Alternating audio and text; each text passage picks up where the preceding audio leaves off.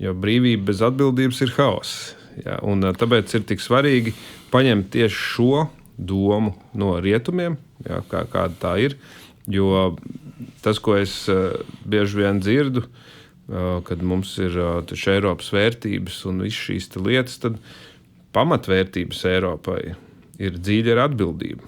Ja, brīvība ar atbildību. Un tas ir tas, kas ir Šūmana ierakstīts, ja, tur pirmdokumentos un visur iekšā. Un viņš arī skaidri pasaka, ka šī demokrātija, ja, uz ko ir būvēta Eiropas Savienība, ja no turienes izņem ārā atbildības sadaļu, ko viņš nosauc par kristietību tajā laikā, tad tas viss pārvēršas par haosu.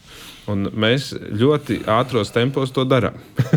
Mēs ņemam ārā šīs atbildības, runājam tikai par brīvību, un tur saliekās kopā tieši tas, kad ir manas tiesības, manas cilvēktiesības, bet kur ir mana atbildība.